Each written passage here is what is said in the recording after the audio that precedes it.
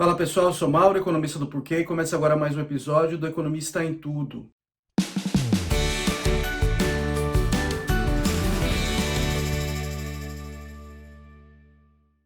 Hoje eu queria falar desse tópico que movimentou bastante a semana, que é essa história dos entregadores fazerem uma greve pedindo melhores condições e aumento de remuneração, né, no caso, né?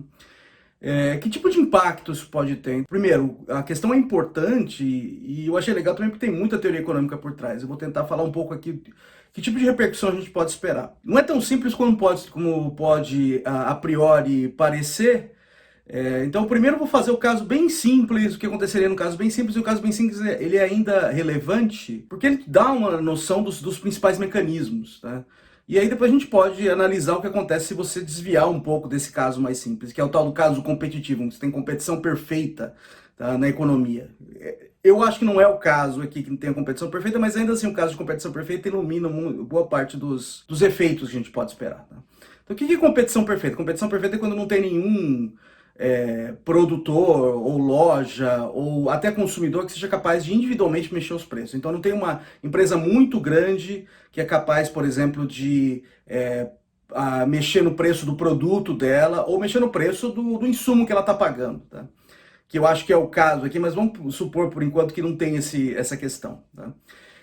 Então, o que está envolvido aqui? Suponho que basicamente, eu sei que tem mais que entrega de comida, mas vamos pensar que aqui é basicamente entrega de comida. O que está acontecendo aqui? Você tem entregadores de comida, você tem os produtores de comida, que são os restaurantes, e você tem os consumidores de comida, que são as pessoas que estão pagando para receber essa entrega, tá? Hoje, entrega ficou muito relevante por causa do coronavírus, né? Então, a gente não está conseguindo, por exemplo, comer fora de casa, então tem que receber essa comida por entrega, não só comida, como muitas outras coisas, mas aqui eu estou focando no caso da comida só para simplificar. Então tem um aplicativo aí no meio que faz a conexão entre todo mundo, entre o consumidor de comida, o restaurante e o entregador de comida, tá? Para que a comida chegue no consumidor final. Então vamos supor que ninguém tem poder de mercado aqui, todo mundo é competidor perfeito. O que aconteceria? Então vamos supor que você vai aumentar agora a remuneração dos entregadores, tá?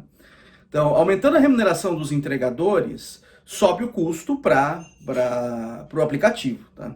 Então, o aplicativo, o que ele vai fazer? Ele vai transferir parte desse custo para quem? Para os consumidores, via uma comida mais cara, né, para incorporar esse preço mais alto, e vai transferir um pouco desse custo também para os restaurantes, pagando um preço mais baixo para eles, tá? Cobrando um custo mais alto deles, assim por diante. Então, vai subir o preço para os consumidores, cair o preço para os restaurantes, e vai aumentar a remuneração dos entregadores, tá? Com o preço mais alto, os consumidores vão querer fazer menos entrega, receber menos comida por entrega, tá? Então, ou vão se arriscar até o supermercado comprar comida, ou vão fazer mais comida em casa, alguma coisa assim. Só que eu acho que esse efeito é pequeno, tá? Basicamente por causa da quarentena, tá? Todo mundo hoje dependendo muito de entrega. Então, o que eu acho que vai acontecer? Sobe o salário, cai um pouco a quantidade demandada de entregas, só que esse efeito não é suficiente para bater o aumento do salário. Então, aumenta o salário, cai a quantidade de entregas, então, mas ainda assim isso deve ser suficiente para aumentar a renda dos entregadores, tá? Por causa que essa reação aí da demanda não deve ser muito grande, tá? O aumento do salário deve ser muito maior que a queda no número de entregas. O que deve acontecer no fim das contas? Você deve ter uma transferência de renda de restaurantes, aplicativos e consumidores para entregadores. Outra coisa que dá para falar isso é a questão do lado da eficiência, que é o uso eficiente de recursos na economia. Nesse mundo competitivo, a eficiência máxima que você pode conseguir. Isso é um resultado de economia que eu convido você... Bastante coisa no nosso site que a gente discute sobre isso, que é o primeiro teorema do bem-estar. Você consegue ter o melhor uso de recursos possível quando você tem competição perfeita. Se você tem uma interferência subindo, por exemplo, colocando um preço mínimo, um salário mínimo, como no caso aí está se discutindo, o que vai acontecer? Cai o número de entregas e fica mais distante desse mundo ideal, tá? Ficando mais distante, como você tem menos entrega do que o mundo ideal, você perdeu a eficiência na economia, tá? Então você gera uma queda de eficiência. E dá para entender por que você tem uma queda de eficiência. Suponha que alguém quer fazer uma entrega por R$5 e tem alguém disposto a pagar por R$5. Então tem uma troca mútua, ainda que não seja uma troca muito lucrativa para quem está entregando, tá? Se você põe o preço a 8 mínimo, você está barrando essa troca mútua aí. Então está perdendo bem-estar no fim das contas, né? Perdendo eficiência porque você não está usando os recursos de maneira ótima. Bom, eu vi muita gente falando, por que não resolve isso com gorjeta? Né? O cara recebe, por exemplo, R$10 para fazer uma entrega, aí o consumidor pode pagar 2 para ele, né? E aí ele fica com 12 no fim das contas, ao invés de você fazer um preço mínimo, tá? Forçar o consumidor a pagar um preço mais alto, deixa o consumidor pagar via gorjeta. Mas não resolve o problema, né?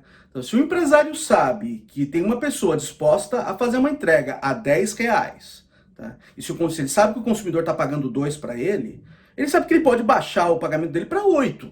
E aí, no fim das contas, a pessoa recebe a mesma coisa, tá? Porque o empresário sabe que tem uma pessoa disposta a fazer uma entrega por isso. Então, no fim das contas, é cosmético. Não faz diferença nenhuma, lógico, se todo mundo der gorjeta. Tá?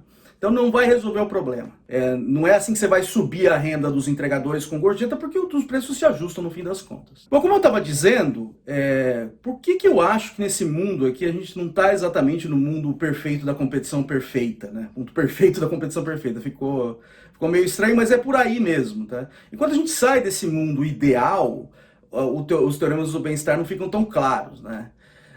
Por que eu acho que aqui a gente não está nesse caso, e aí algum tipo de intervenção aí nesse sentido nos entregadores se organizarem, subirem o preço que eles pedem pela entrega, pode até melhorar o uso eficiente de recursos, melhorar o uso de recursos da economia no sentido de aumentar a eficiência. Eu acho que aqui a gente tem um caso claro de poder de mercado, mas poder de mercado de insumo. Tá? Por quê? Quantos aplicativos a gente acha que vai ter nesse mundo, aplicativo de entrega? Vai ter 5, 6 no máximo. Tá? Por quê? Porque isso aí depende de rede. Ninguém vai ter 50 aplicativos instalados no seu celular. Tá? Para começo de conversa. Ninguém consegue lidar com isso. Vai ter 3 ou 4 no máximo. E esse aplicativo ele tem a rede. Tanto a rede de fornecedores como a rede de consumidores conectadas lá dentro. Tá?